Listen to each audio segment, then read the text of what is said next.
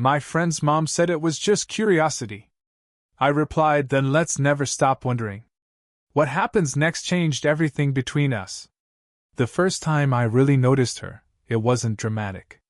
There were no grand entrances or cinematic moments, just the quiet, almost imperceptible shift in the air around her. My friend's mom had always been there, in the background, a constant presence during visits, holidays, or casual weekend hangouts. But that afternoon, something subtle caught me off guard. I was helping her carry groceries into the kitchen, fumbling with bags heavier than I expected. She laughed, a soft, warm sound that made the corners of my chest ache in an unfamiliar way. "Careful with those," she said, her voice calm but playful. The sunlight caught her hair as she tucked a loose strand behind her ear, and for a moment, I felt my pulse quicken for reasons I didn't understand. It was as if the air itself had shifted, a quiet intimacy existed there, not spoken but undeniable. She moved with a kind of effortless grace, bending to set down a bag. Our hands brushed, just barely, yet enough to send a shiver up my arm. Not startling, not overwhelming, just enough to make me aware of how alive the world felt in that moment. I caught the scent of her perfume, a light, floral note that seemed to linger long after she had stepped away, and it stayed with me, pressing gently against the edges of my thoughts. I found myself observing her more than I realized. The way she hummed while arranging the vegetables, the slight crease at the corner of her eyes when she smiled, the quiet patience in the way she moved around the kitchen. It wasn't just her appearance. It was the whole package, confidence tempered with vulnerability, warmth with a trace of melancholy. She was older than me, undeniably, but there was something in her presence that made age irrelevant, something that demanded attention without asking for it. We sat down for a brief moment with cups of coffee. I noticed how her hand wrapped around the mug, fingers slightly trembling, and felt an odd desire to reach across the table, just to steady her. But I didn't. I only watched, internalizing every small gesture, every subtle shift in expression. There was a curiosity there, not just mine, but something in her eyes that suggested she, too, noticed the quiet intensity between us, though she never spoke of it aloud. The conversation was light, trivial even, but every word carried a subtle undercurrent. A brush of arms when she reached for sugar. A glance held just a fraction too long. Laughter that lingered like a gentle echo. And I realized, I was seeing her in a way I never had before, not as my friend's mom, but as someone profoundly human, profoundly present, and profoundly intriguing. By the time I left that afternoon, I wasn't sure what I felt exactly. Admiration? Confusion? The strange, exhilarating pull of curiosity? Maybe all of it. I only knew one thing: something had shifted, and I couldn't go back to seeing her the same way again. Every small gesture, every subtle smile, had left a quiet mark on me. And somewhere, deep down, I knew this curiosity, so innocent, so fleeting in appearance, was just the first thread in a story either of us yet fully understood. It was one of those quiet evenings where the house seemed softer, as if the light itself had slowed down. I had stopped by under the pretense of helping with some errands, though really, I think I had been inventing excuses to see her again. She was sitting at the kitchen table, a half-finished puzzle in front of her, a steaming cup of tea cradled between her hands. The sunlight from the window caught her profile just right, the curve of her cheek, the subtle arch of her brow, and for a fleeting moment, the world outside seemed to disappear. She looked up as I entered, her eyes meeting mine with a gentle curiosity that made my stomach twist in a way I wasn't ready to analyze. "You're here early," she said, her voice light, teasing. But there was something more, something beneath the surface that lingered like an unspoken question. "I thought I'd help," I replied, my words fumbling slightly as I carried a bag of supplies over. Our hands brushed again as I passed her the scissors for the puzzle pieces. The contact was brief, almost accidental, yet it sent a ripple of awareness through me, like the world had just tilted on its axis for a heartbeat. She smiled, and in that smile was a quiet acknowledgement, a subtle confirmation that she had noticed it too. Then she said it, almost casually. "This is just curiosity, you know." I froze for a second, caught between the words and the weight behind them. I could feel my pulse quicken, a mix of amusement, tension, and something I couldn't quite name. "Then," I replied, my voice quieter than usual, "let's never stop wondering." The room seemed to pause, as if even the air was holding its breath. She blinked, a faint smile tugging at her lips, and for a moment, we simply looked at each other. No one else in the world existed in that space. There was curiosity, yes, but also a silent acknowledgement of the tension that hummed just beneath the surface. It was playful, but electric, and it left me both exhilarated and unnervingly aware of how close we were in more ways than one. She leaned back slightly, a finger tracing the rim of her teacup, and I noticed the small, graceful movements I had begun to catalogue in my mind, the way her shoulders relaxed when she laughed, the way her eyes crinkled at the edges when she smiled fully. Every detail seemed amplified now, heightened by the awareness that our words carried more weight than they appeared to. The conversation continued lightly, trivial anecdotes, small jokes, playful teasing, but I found myself listening differently. Every pause, every glance, every brush of hands felt loaded with meaning. She laughed, lightly, in a way that seemed to echo just for me. I felt the warmth of her presence, not just physically in the room but emotionally, pressing softly against the edges of my consciousness. As I left that evening, I realized that the spark of curiosity from before had deepened.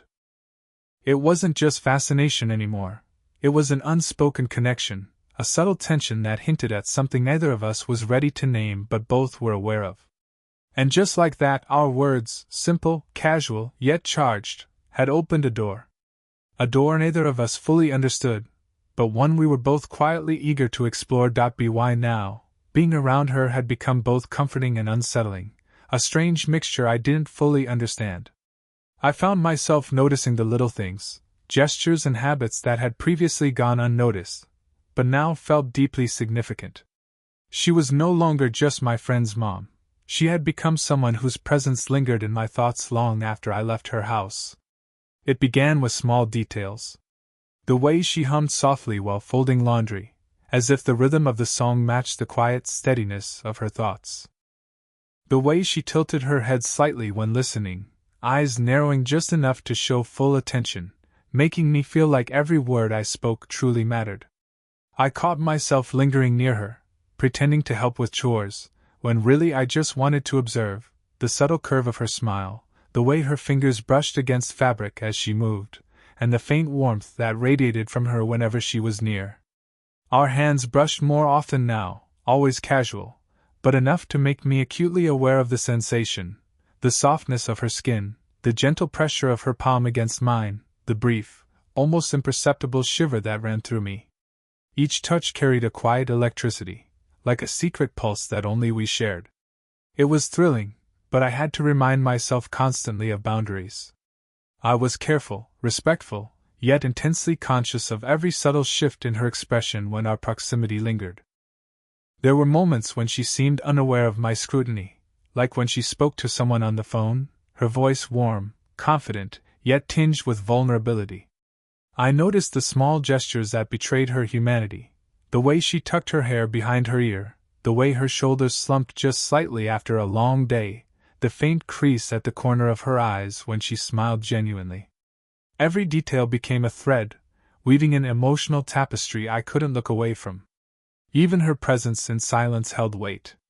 Sitting in the same room, she had a way of making ordinary moments feel extraordinary. A shared cup of tea, our knees nearly touching beneath the table, became charged with unspoken tension. I would catch her glance from the corner of my eye, brief but intentional, and feel a quiet thrill at the acknowledgement without a word. It was a slow, deliberate dance, one measured in glances, brush of arms, and the faint warmth of being near someone who seemed to notice you in ways no one else did. I began to wonder if she noticed the way I studied her. Did she sense the curiosity in my gaze? Did she feel the quiet pull between us, the subtle tension that hovered in the pauses of conversation, the shared silences that seemed loaded with meaning? Sometimes I thought I caught it in her eyes, a fleeting flicker of awareness, soft and deliberate, like she knew and chose not to name it. By the end of the day, I realized that my fascination with her had grown beyond simple admiration. It was a deep, quiet yearning to understand her, to be near her, to feel the calm steadiness she carried so effortlessly. The curiosity she had teased me about before had evolved into something richer, something neither of us fully acknowledged but both silently recognized. And as I left, stepping into the evening air, I knew that this observation, the quiet, intimate noticing of every small detail, was the invisible thread that was slowly, irresistibly pulling us closer together.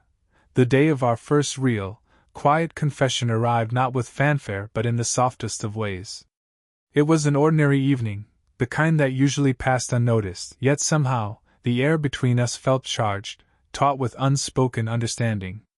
I had come over under the pretense of helping her sort through some old photographs, but the truth was, I had been longing for a moment like this, a moment when we could be alone, our walls lowered, our thoughts laid bare. We sat cross-legged on the living room floor, surrounded by scattered photos and the faint scent of her perfume lingering in the air. She picked up a photograph, her fingers brushing the edges delicately, and for a moment she didn't speak. I watched her, the way her eyes softened as memories surfaced, the slight tremble in her lips, the quiet vulnerability she rarely allowed anyone to see. It was in these subtle gestures that I realized how profoundly human she was, beyond the confident, poised exterior she usually presented. "I used to be reckless," she admitted suddenly, almost to herself. "But life teaches you patience, carefulness. Sometimes I forget what it's like to just take risks." Her voice was quiet, a mixture of nostalgia and a tinge of regret, but it struck me deeply. I felt the urge to reach out, to place my hand lightly over hers, and so I did, hesitant, careful, but deliberate. Her skin was warm, softer than I had imagined, and I felt a strange calm settle over me, as if by acknowledging her vulnerability, we had created a world separate from judgment, separate from expectation. Our eyes met, and in that gaze, I sensed an understanding that neither of us dared put into words. The tension that had been simmering between us, curiosity, admiration, silent desire, rose just enough to make the air feel thicker, yet still gentle, safe. I wanted to tell her everything I felt, yet the words seemed inadequate, incapable of capturing the depth of what was happening. Instead, I simply said, "I see you. I see everything you are, and it matters." She looked at me then, truly looked, and her hand lingered over mine a fraction longer, fingers brushing lightly in a gesture that spoke volumes. The quiet hum of the room, the faint ticking of a clock, the rustle of the photos under our hands, was the only soundtrack we needed. It was intimate, tender, and entirely ours, a moment suspended between the past and what might come. A subtle warmth spread through me, the kind that wasn't just physical but emotional, a recognition that this bond, however complicated or forbidden it might feel, was real and profoundly affecting. There was hesitation in her eyes, but also something deeper, a silent acknowledgement that she, too, felt the pull, the quiet gravity of our connection. By the time the night ended, neither of us had crossed any forbidden line, yet everything had changed. The quiet confession of vulnerability, the shared touch, the weight of unspoken understanding, it all lingered in the spaces between us. I left with a heart that felt both lighter and heavier at once, lighter because the connection was real, heavier because the curiosity that had once been playful had deepened into something far more complex, far more consuming. And I knew, even then, that this moment, the first true emotional confession, was a turning point. Our bond had evolved from mere curiosity to something richer, something that demanded patience, understanding, and the slow unraveling of feelings neither of us could ignore. After that quiet confession, everything felt different. Being around her was no longer simple. It carried a weight, a subtle charge I could neither ignore nor fully understand. The bond between us had deepened, yet so had the awareness of its complexity. She was my friend's mother, a woman of grace, experience, and quiet authority, and I was younger, less experienced, uncertain how far curiosity could ethically, or emotionally, stretch. I found myself walking a careful line. Every smile, every shared glance, felt like a question we were both too cautious to answer outright. We spent time together, as usual, but the proximity carried a new intensity. Sitting side by side on the couch while watching a movie, our knees brushed, and the faint warmth of her leg pressed against mine sent a shiver of awareness through me. My chest tightened, my heart thudding, yet I reminded myself to breathe, to stay grounded.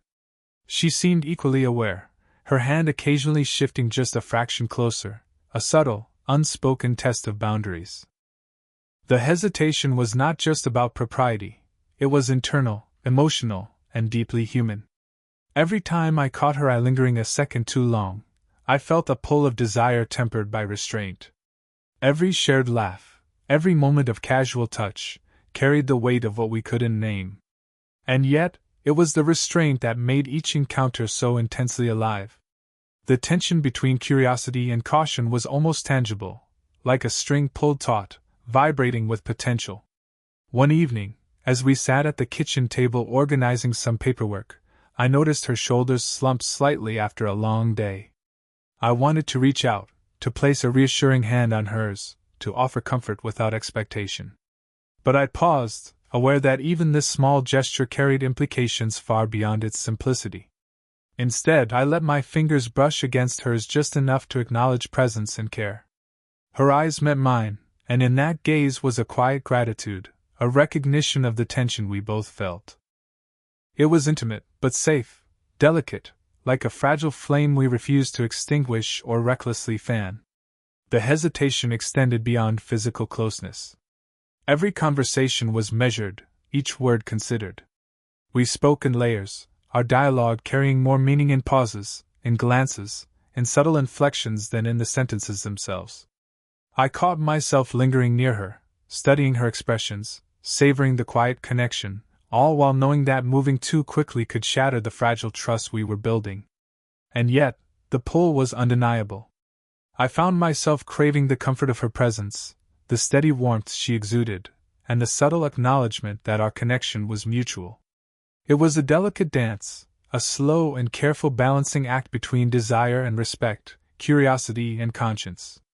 By the end of that week, the awareness of this tension had settled into a kind of rhythm.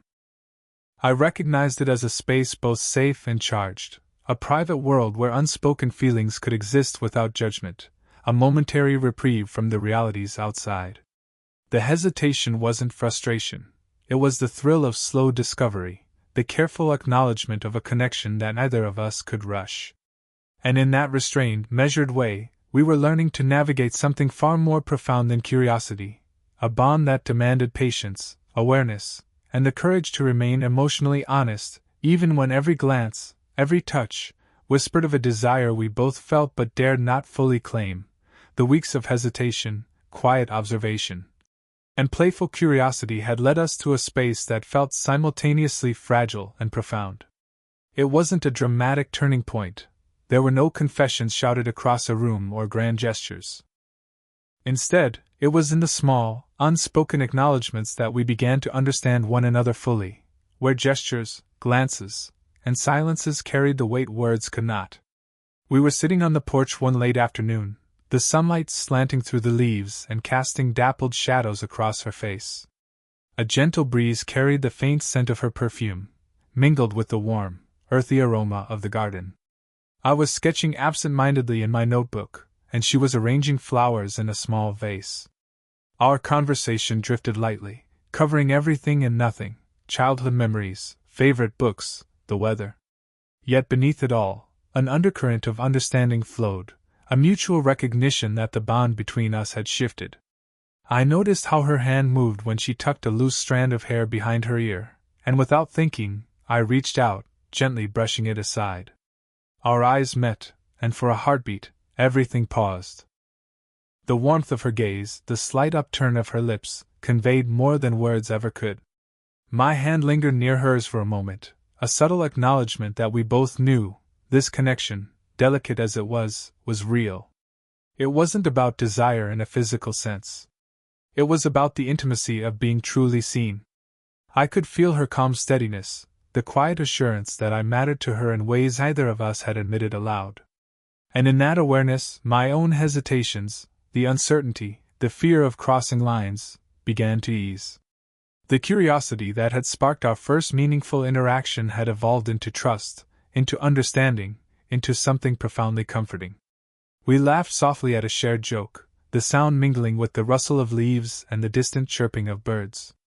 Our shoulders brushed occasionally, brief touches that carried warmth without urgency. She reached for my notebook to glance at my sketches, her fingers lightly grazing mine as she turned the page. The contact was fleeting, but the sensation lingered, a quiet reminder of the bond we had nurtured together. For the first time, I felt fully comfortable in her presence, not as a young man enthralled by her beauty, but as someone who truly understood her humanity, and who had been welcomed, gently and carefully, into her world. And I sensed she felt the same. There was no rush, no expectation, only the quiet, mutual acknowledgement of feelings that needed no words. By evening, the light had softened into the warm hues of dusk. We stood together to close the porch doors, our hands brushing lightly once more. She smiled, a small, tender smile that conveyed gratitude, comfort, and an unspoken promise. And in that simple gesture, I realized that the tension that had defined our interactions had found its resolution. We were aligned, emotionally intimate, and profoundly connected, without the need to force anything beyond what was safe, respectful, and natural.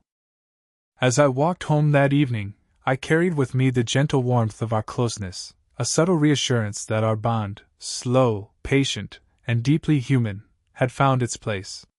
It was a quiet resolution, yes, but one that promised growth, trust, and the kind of intimacy that lingers long after words fade. By now, our bond had settled into a quiet rhythm, a subtle understanding that didn't require constant words or dramatic gestures. It was no longer the spark of curiosity or the tension of hesitation. It had matured into something gentle, steady, and profoundly human. I had come to realize that the connection we shared was less about the thrill of discovery and more about the comfort of truly being seen. And in that, we had found a rare intimacy that neither time nor circumstance could easily diminish. One late afternoon, I returned to her house under the pretense of helping with some minor household task. The real reason, of course, was far simpler. I wanted to be near her, to feel that quiet warmth again. She greeted me in the doorway with the same calm confidence, yet there was a softness in her smile that had deepened over the weeks, a silent acknowledgement that she, too, valued these moments we shared. We moved through the kitchen together, arranging dishes and chatting lightly. I caught the small, familiar gestures I had come to notice and cherish. The way she brushed a stray strand of hair behind her ear, the way her fingers lingered on the countertop as she leaned slightly toward me, the slight crinkle of her eyes when she laughed. Each detail was a note in a melody that I had come to recognize as uniquely hers. We ended up sitting on the porch again, the late afternoon sun painting the garden in soft, golden light. She handed me a cup of tea, and our hands brushed briefly, the touch light, deliberate, and familiar. The warmth spread through me, but it was a comfort now rather than a thrill. There was no urgency, no unspoken expectation, just the quiet intimacy of shared presence. We talked about ordinary things, the books we had been reading, small memories from our pasts, even the mundane tasks we had completed that day. And yet, in those ordinary words, there was extraordinary connection. The pauses carried meaning, the glances conveyed understanding, and the casual touches, the brush of knees, a hand resting lightly on mine, spoke of a trust and closeness that had grown organically over time. At one point, she reached over and tucked a loose strand of hair behind my ear, her fingers grazing my skin softly. I felt the quiet steadiness of her presence, the kind of intimacy that didn't demand a verbal response, only acknowledgement. I smiled, and she returned it with a warmth that made the world outside fade for a moment. In that shared silence, we both understood the depth of what had grown between us, a connection that was patient, respectful, and profoundly real. As the sun dipped lower, casting long, soft shadows across the porch, we rose together. Our hands brushed once more, this time with a gentle, unspoken promise that these moments would continue, without the rush, without the pressure, but with the certainty of shared understanding. The bond we had nurtured was steady now, a quiet sanctuary in a world that often felt hurried and chaotic. Walking home that evening, I felt the lingering warmth of our connection like a quiet pulse beneath my skin. It wasn't flashy or dramatic, but it was lasting, something that would continue to grow, slow and steady, through glances, touches, and the simple act of being present with one another. The story that had begun with curiosity had found its natural resolution in trust, intimacy, and quiet, enduring affection. And in that calm, unspoken understanding, I knew that what we shared was real, an age-gap bond defined not by labels or temptation, but by the patient, gentle evolution of two hearts learning to see and value each other fully.